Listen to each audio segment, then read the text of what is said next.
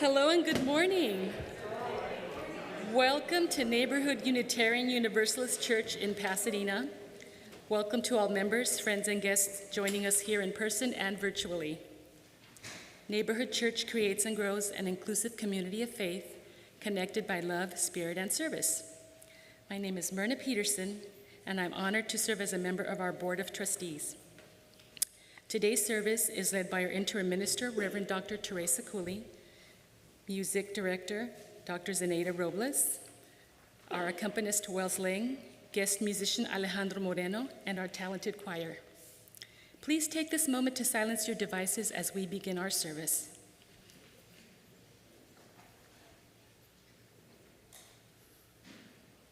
Thank you, everybody. Thank you for joining us as we continue to prioritize connection over perfection in this hybrid service, which is streamed on YouTube and which we are recording for future viewing. Seating is available in the back for those of you who want to be sure not to appear in the recording. We will continuously learn and adapt to create joyful opportunities to be together while keeping our community safe. There are many ways to connect with our church community throughout the week, both in person and virtually. Whether you're new or ready to find new ways to engage, please visit our website and social media accounts to learn more. And now a few announcements. A reminder that masks are still required inside the sanctuary during services and optional outdoors. Thank you for your cooperation. Beginning today, we will revert to our one summer Sunday schedule with services starting at 10 a.m. Please stay for our annual meeting immediately following the service, which will be followed by a potluck lunch. Reverend Teresa will be signing copies of her book, which are available for purchase at the potluck. Neighborhood Church upholds a covenant of right relations through which we commit to act so that the needs of the individual and the greater faith community can be in harmony. We covenant to honor one another, engage one another, and give to one another and our institution. Again, welcome to Neighborhood Church, whoever you are and wherever you are in your spiritual journey. Welcome to this inclusive faith community connected by love, spirit, and service.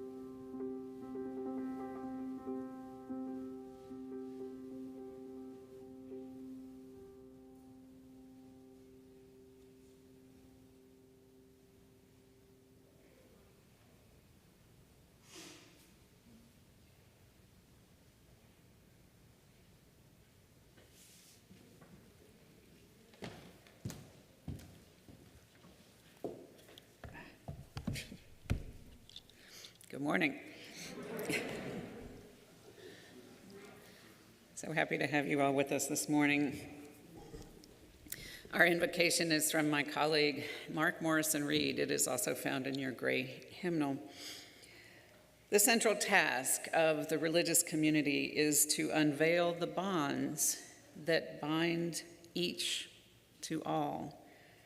There is a connectedness, a relationship discovered amid the particulars of our own lives and the lives of others. Once felt, it inspires us to act for justice. It is the church that assures us that we are not struggling on our own, but as members of a larger community. The religious community is essential. For alone, our vision is too narrow to see all that must be seen, and our strength too limited to do all that must be done. Together, our vision widens and our strength is renewed. Come, let us worship together.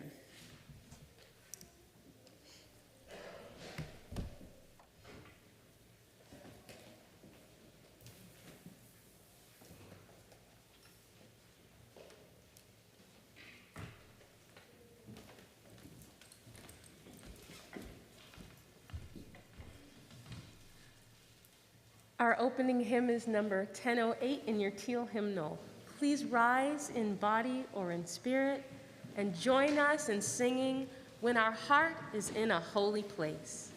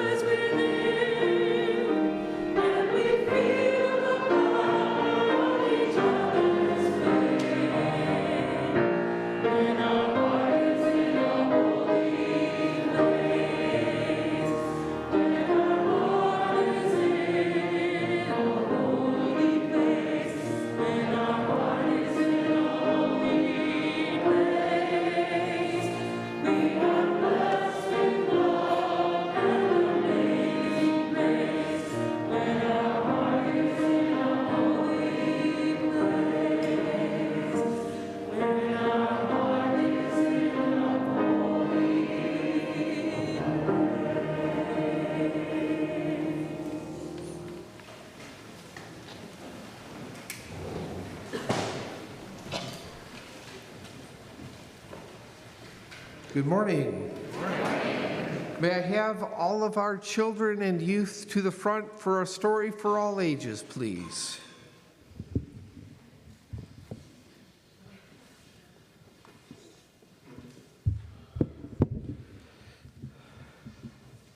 Hi, everybody. Welcome. So good to see you all.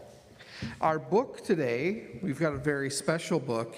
It's called Our World is a Family, and it's subtitled, Our Community Can Change the World. It's a fun story. I like it a lot.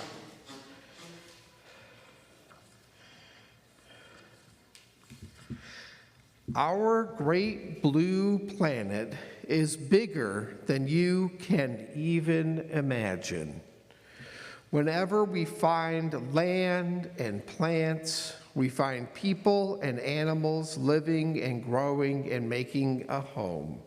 Lots of different kinds of people. There are more types of people than you ever thought possible. They live in cold places, in hot places, in big cities, and small towns. All around the world, people speak different languages. And then we have lots of different types of people saying hello in their various languages. No matter what language they speak, people everywhere want to feel safe and loved and important, just like we do. But there are places in the world where it stops being safe for people to live. Sometimes it becomes so unsafe that children can't go to school and parents can't go to work and no one can play outside. When that happens, people might need to leave home and move to a new part of the world. And here we see places where it's too wet. And here we see places where it's too dry. And here we see a place where it's unsafe to go outside. Places like that exist in the world. They might move by foot, by bus, or by plane. They might travel a very long way to find a place where it is safe and quiet. When they finally arrive, they might miss their old home. Maybe they had to leave behind special things and special people. Maybe their new home doesn't feel like home at all. That could happen. When we see someone new in our neighborhood, how can we help them feel safe and loved and important? How can we tell them that they're not alone? There are so many ways. You can start by saying it with a smile. You can start with a hand, maybe a gesture of come on over, join us. You can say it with a gift, perhaps some freshly baked cookies for your new neighbors. You can say, I'm here. Like here are lots of people saying, I'm here, in lots of different languages. Estoy aquí, I am here. Before you know it, you'll think of even more ways to help your new neighbors feel at home. You could share a cup of tea. We all like that, huh? Build important things together, maybe a picnic table for the park. Cook delicious new foods. You could learn how to cook maybe the food that they cook, if they cook different food especially. Learn to say, I love you in a new language. Here we have lots of people saying, I love you in all kinds of different languages. Hug and dance and play if you want. You won't need any words at all necessarily. And there, safe in their new home, children can go to school, parents can go to work, and everyone can play outside together, just the way it's meant to be. People live all over our big blue world, and together we'll find a place for everyone, right? And everyone is welcome here, aren't they? Maybe just not all at the same time. Yeah, because then it'd be really crowded. You wouldn't be able to move. Yeah.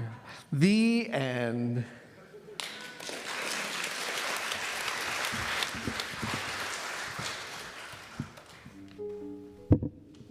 Thank you, Matt. Will you join me in singing our UU principal's Do Re Mi song as our young people leave for their classes?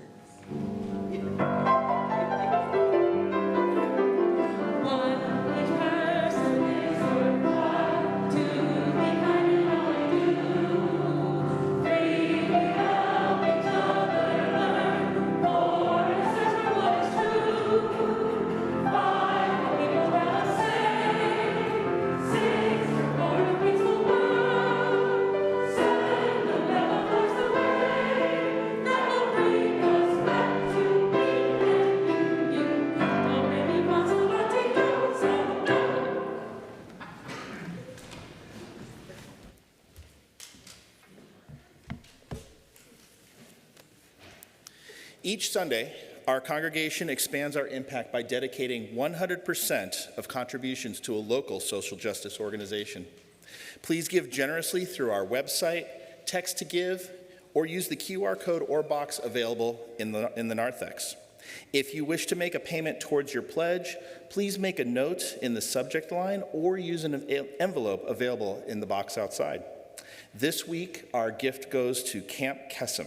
Here to tell us more about Camp Kesem is our Director of Operations, Elizabeth Campo.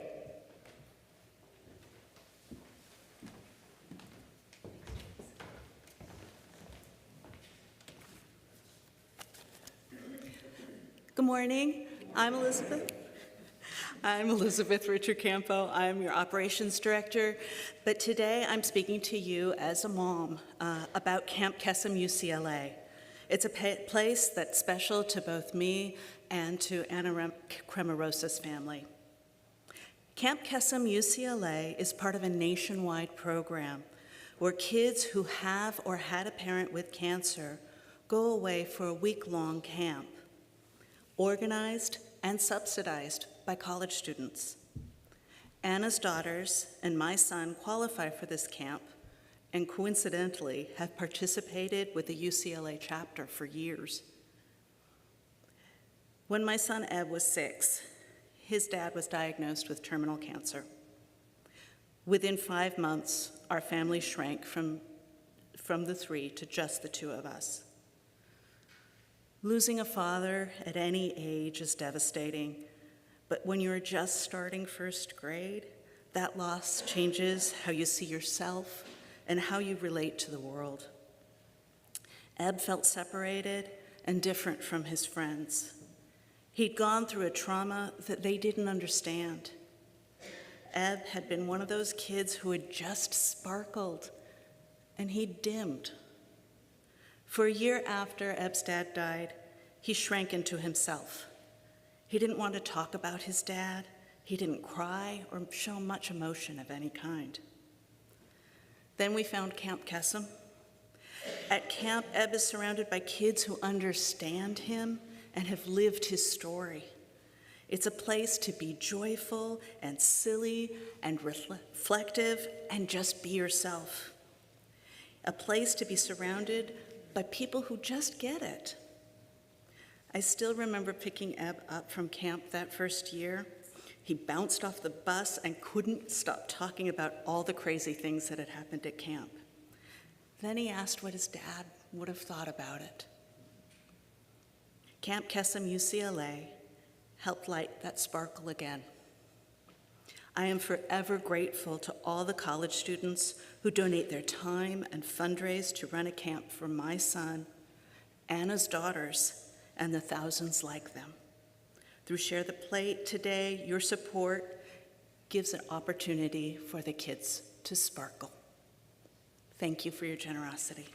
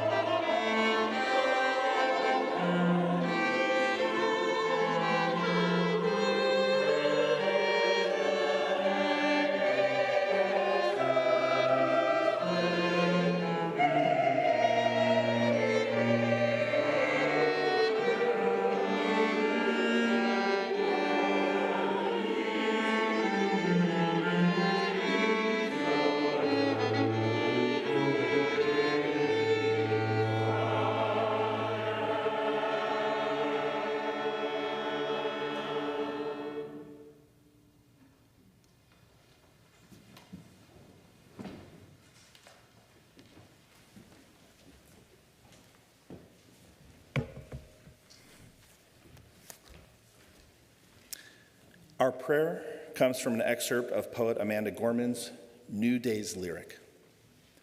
May this be the day we come together. Mourning, we come to mend. Withered, we come to weather. Torn, we come to tend. Battered, we come to better. Tethered by this year of yearning, we are learning that though we weren't ready for this, we have been readied by it. This hope is our door, our portal. Even if we never get back to normal, someday we can venture beyond it, to leave the known and take the first steps. So let us not return to what was normal, but reach to what is next. Where we tend to argue, we will try to agree. Those fortunes we forswore, now the future we foresee. Where we weren't aware, we're now awake. Those moments we missed are now the moments we make. And the moments we meet and our hearts, once altogether beaten, now altogether beat. We heed this old spirit in a new day's lyric. In our hearts we hear it. It defines us, binds us as one. Come over, join, this day had just begun. For wherever we come together, we will forever overcome. Amen.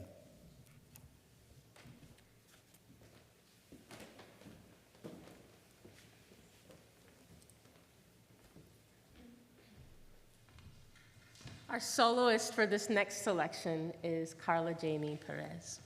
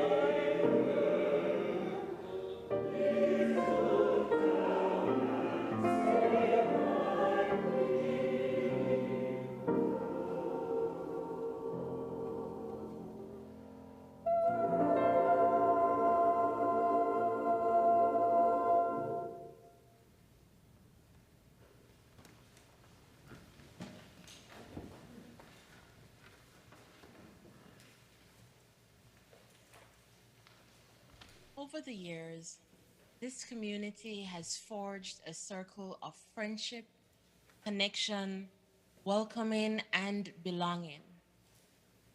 This circle has been tested, dented, and may have even been wobbly at times. Yet here you are, still holding together. We recognize these bonds and have pride in the work it has taken the community to sustain them. We celebrate the many groups and identities that make you who you are, neighborhood, and our services reflect the diversity of this community.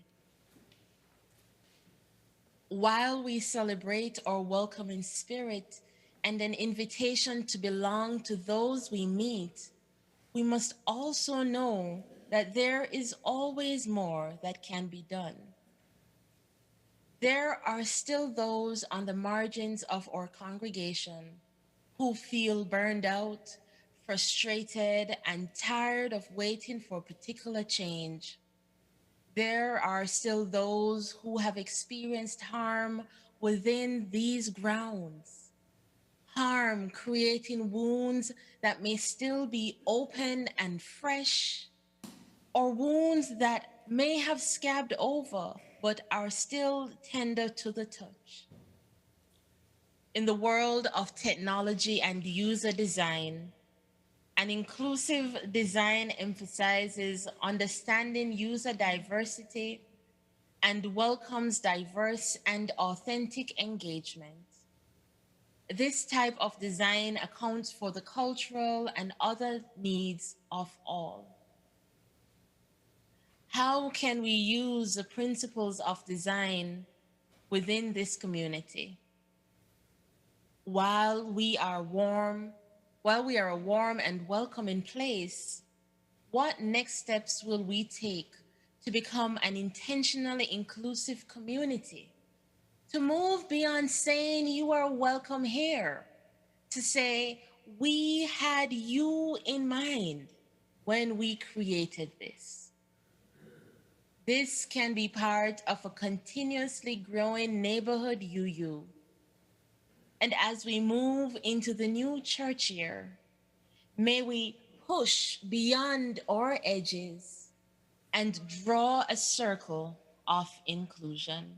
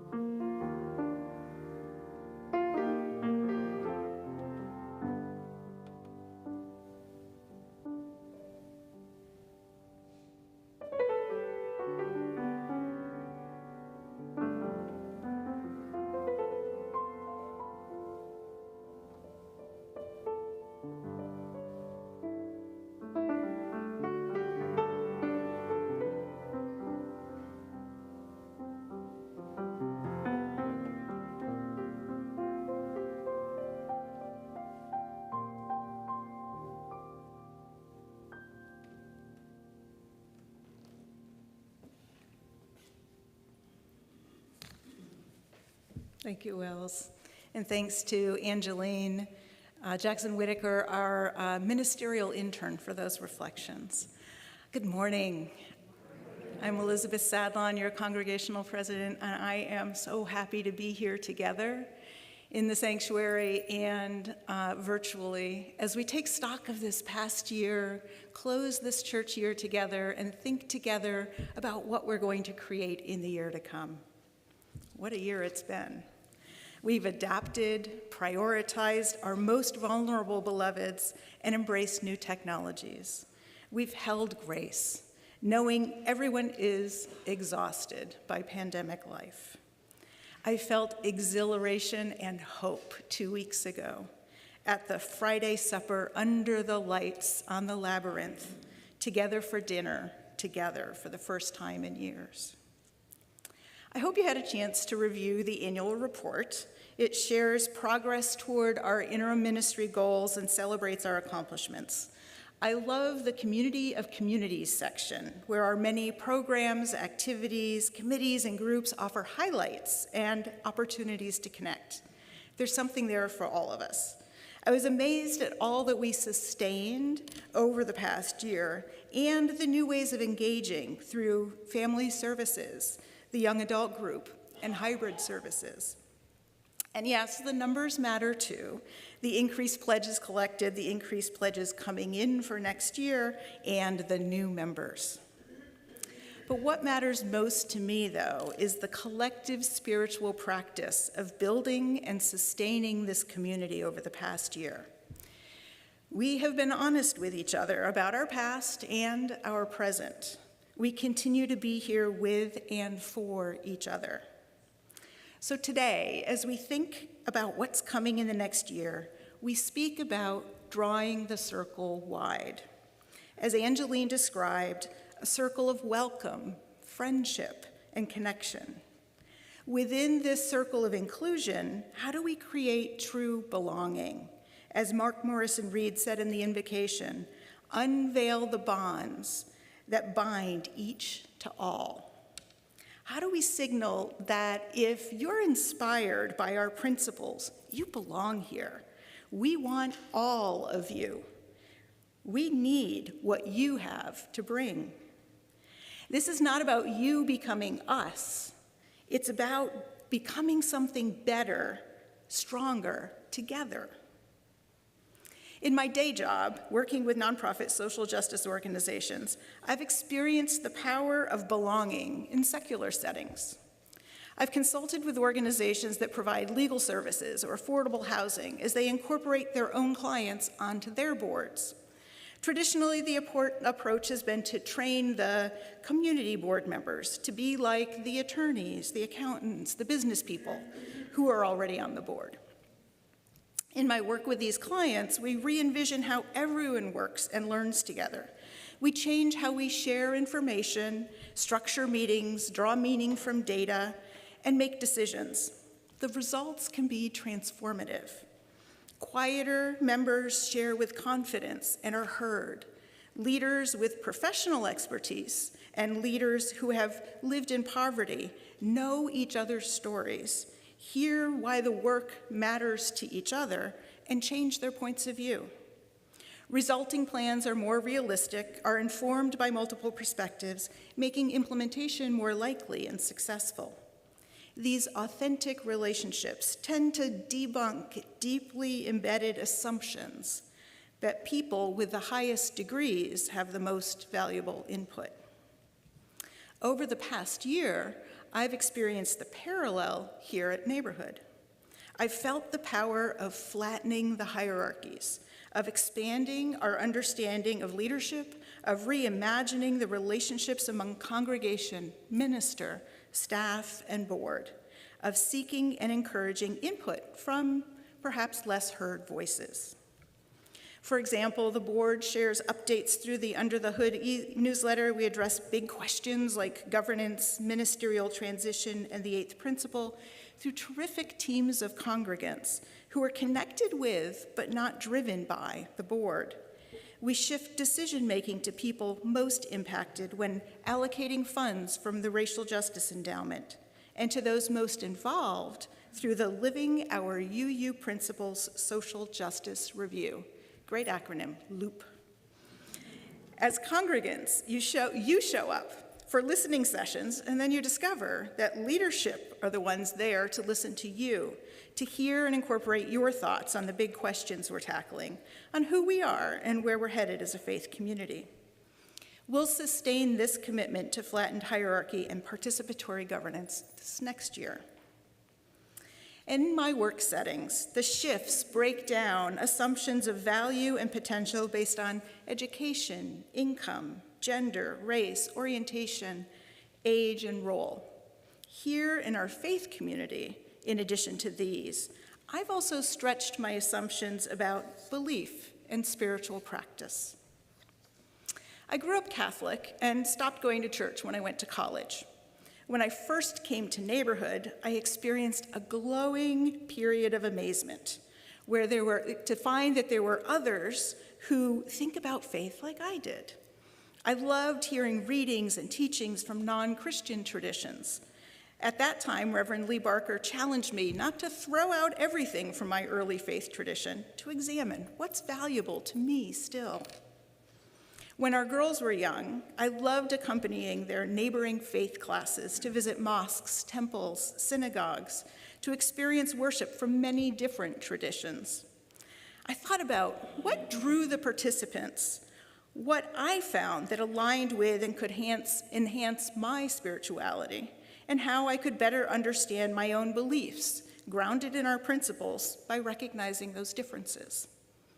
But the journey to learn from Christian traditions, to find that baby in the bathwater, was harder for me.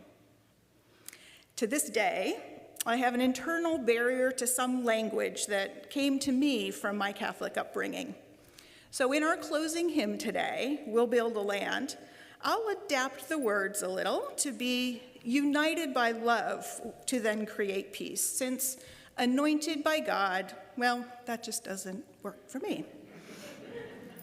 Regardless of which words you use, though, I will robustly join you in singing that justice will roll down like water, and I will show up at your side to make that happen.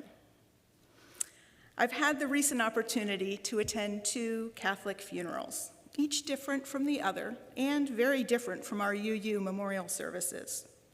With 40 years of separation from my own Catholic experiences, and perhaps some of the appreciative eye and open heart cultivated in those neighboring faith visits with the girls, I experienced each in a new way.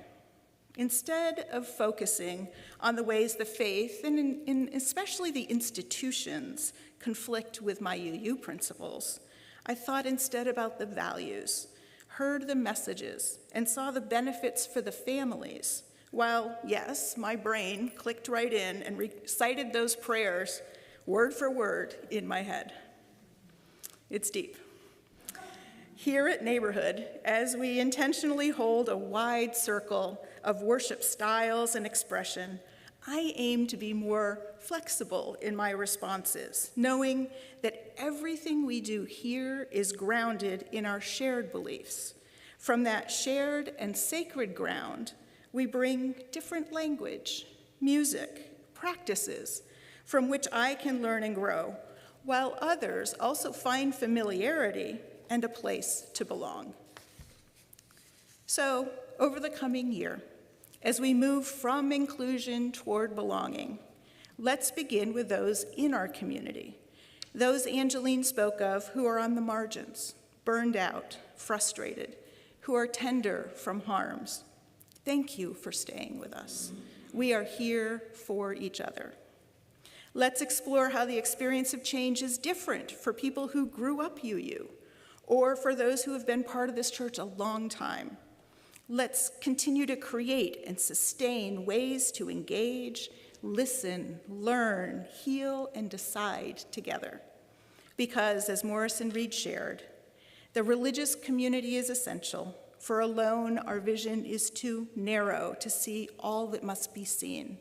Our strength is too limited to do all that must be done. In the world today, many people hunger for belonging, and the experiences we offer here at Neighborhood. Let us continue to hold our circle wide and become stronger together. As Amanda Gorman encouraged us, let us not return to what was normal, but reach toward what is next.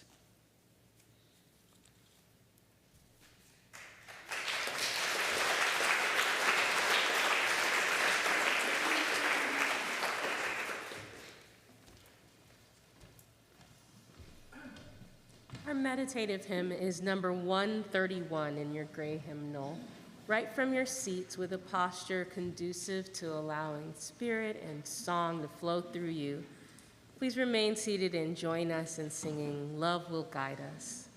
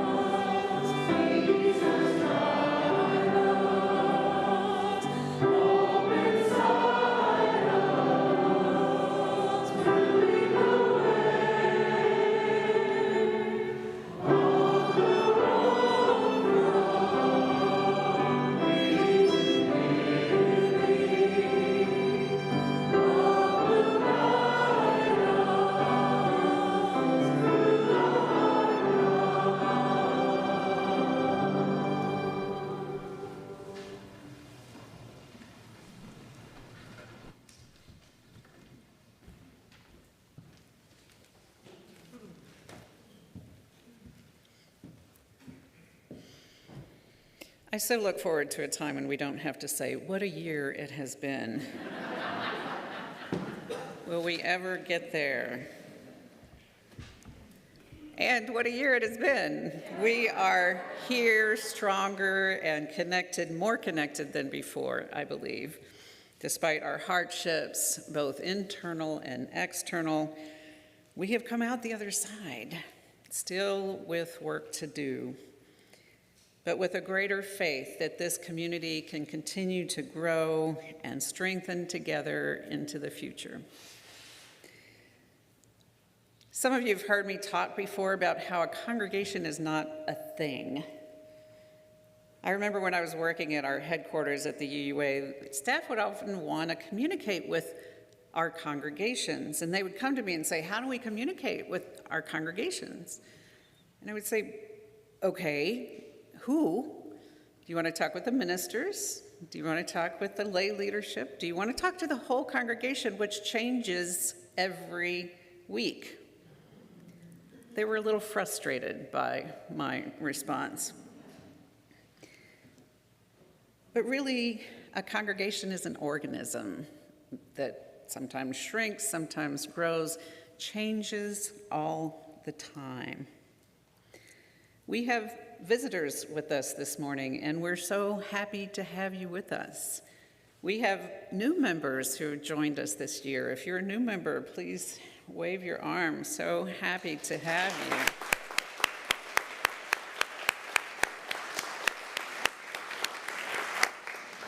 And after this, you'll get to experience that great UU tradition, annual meetings.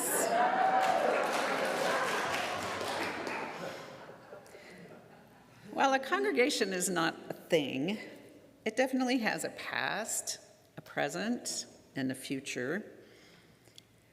An ongoing personality, if you will, that sets it apart from others.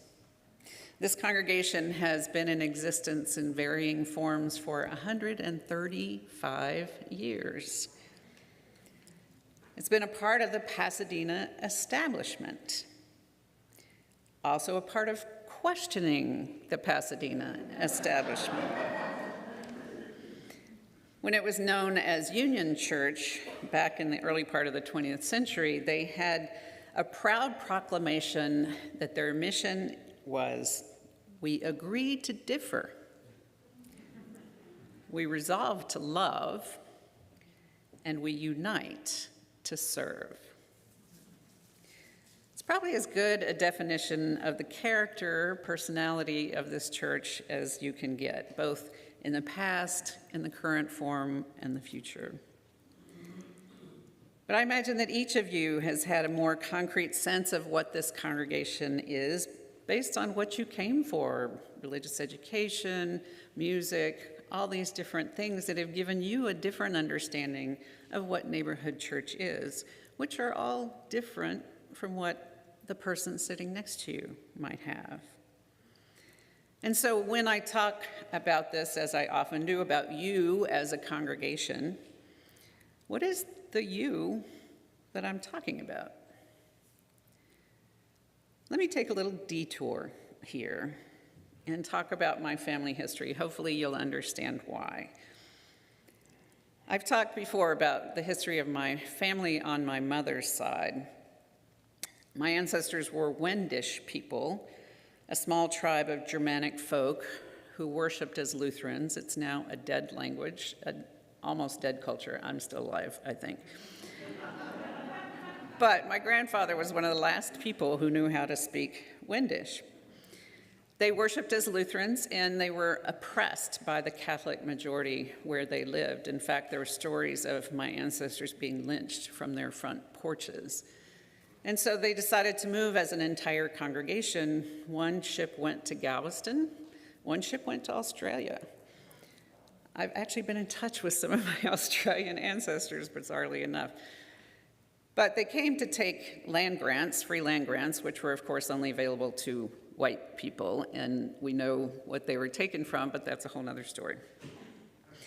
So this one group landed in Galveston, and many of them went right up into Central Texas to claim their grants to a little town called Giddings, Texas.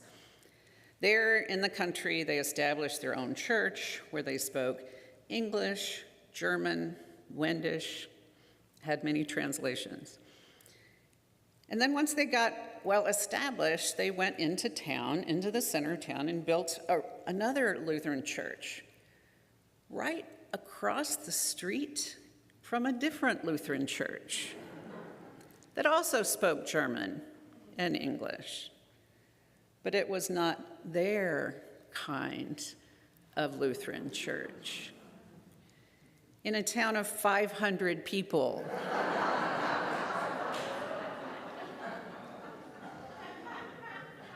to this day, they do not commune with that other church across the street. Now, lest I be judgmental of my ancestors, I want to say that we can probably recognize the impulse. After fear of their lives and their ability to worship as they chose, they wanted to protect their way of life once they had gained a sense of safety. And in today's polarized world, don't we do much the same thing? Creating congregations that are filled with like-minded people, a phrase I abhor, by the way, because we feel a need for safety and comfort in community. Of course we do this. How many of us have close friends on opposite sides of the political spectrum? I don't, frankly. I've constructed my own bubble of trusted people that I may not always agree with, but who don't feel threatening to me or many of my assumptions about life. But I do know when I push myself out from behind my usual bubble, I find a new understanding and a new perspective that I never knew I needed. Since I've been a minister for over 30 years now, it's often easy for me to see my colleagues as a thing, much the way we sometimes think about congregations. I've been a part of an amazing revolution in Unitarian Universalist ministry in which we started as being mostly white men and to finally welcoming women like me to the extent that we are now the majority of Unitarian Universalist ministers. We've affirmed our commitment to LGBTQ people to join our ministry, and they've been a part of our ministry for decades, even while we may not always fully support them. And finally, now welcoming ministers of color in far greater numbers than we have had before, also still struggling to know how we can support them. Despite all these changes that I've witnessed and embodied, it's still easy for me to have an assumed common understanding of Unitarian Universalist ministry. For decades, we've been jousting over this humanist-deist divide, where people who want to use traditional religious language, like me, some really feeling wounded or alienated by such, as Elizabeth described. And so when one of my colleagues at a General Assembly 3 years ago delivered a sermon about keeping theology at our core, I knew what she was talking about. She was planting herself firmly in the camp of those who wish to be more than just a social justice club, a stance with which I agree, by the way. But she began the sermon by acknowledging that she knew many wouldn't agree with her, and unfortunately kind of framed the issue as spirituality versus justice, which first made some of our new colleagues of color uncomfortable, suspicious, and then finally insulted, to the extent that some of them walked out of the service. I found this kind of protest kind of incomprehensible, as at the end of her sermon, she made it clear that she was not talking about spirituality and justice as an either or. And I wish that my colleagues had stayed to hear that. But when I made my frustration known to a colleague of color, she gently said, "And why would we know where she would end up?" Given that she began by saying something that sounded like, you're going to disagree with me and I don't care. And I suddenly realized that I was assuming that all of our colleagues have had the same progression of conversation that I had been having for decades. Why would they? Why would they know that? Why would they not be wary of anything that might emphasize to them that their concerns did not matter in this movement? This movement that's new to them, in which they are still a small number. I was making an assumption about who we are as colleagues, and I hadn't widened my circle within my own assumptions about ministry. New understanding, new perspective. It's all too easy for us to do this, to make these assumptions, to metaphorically build a congregation across the street from that which feels threatening to us, especially now with threats, political and physical and cultural, at every turn. But we must recognize that there is a cost to this kind of isolation, whether we do it deliberately or unconsciously. All of which is not to say that we shouldn't be clear about who we are, what we stand for, what we do, but that we work to examine our assumptions about who we are as we move into a new stage of congregational life together. I've been watching many of you do this all year, even into the previous year, which is incredibly courageous given what has been happening around us. You've chosen to take on things that have been divisive in this congregation in the past, and to do so with courage and transparency and openness to one another. And most importantly, with love for one another. Which brings me back full circle to that wonderful statement of purpose from the Union Church. We agree to differ. We resolve to love. We unite in service. Drawing our circle wide means opening ourselves to a greater degree of difference.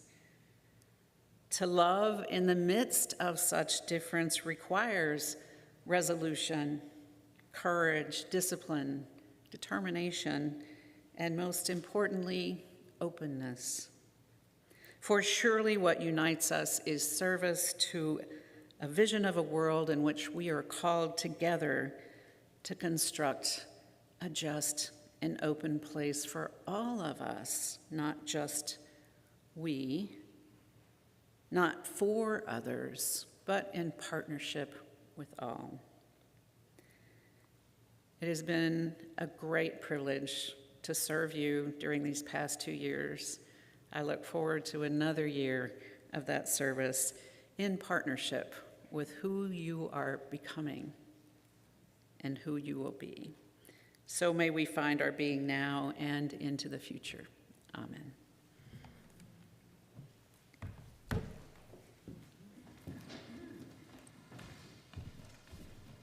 Our closing hymn is number 121 in your gray hymnal. Please rise in body or in spirit and join us in singing, "We'll Build a Land."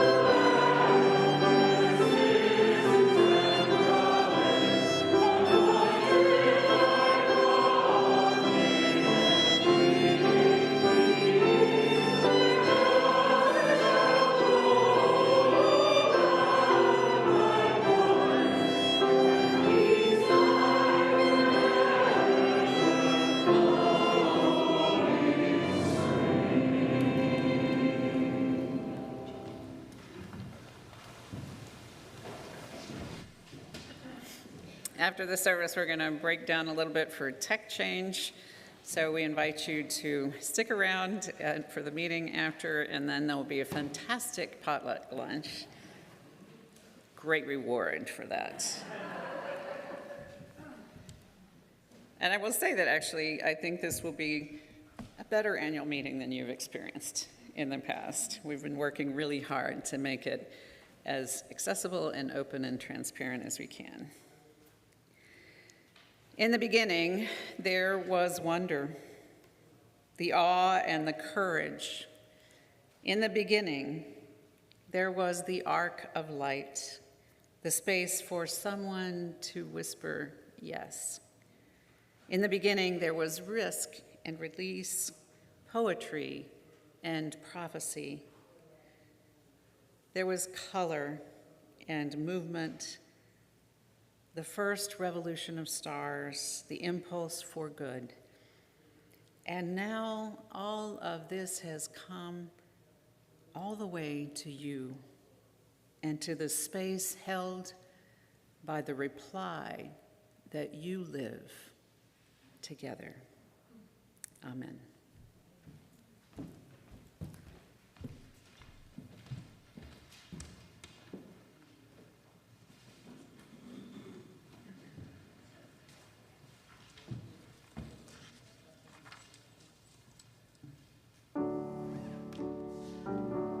Draw the circle wide. Draw the circle, draw the circle wide. No one stands alone, we'll stand side by side. Draw the circle, draw the circle wide.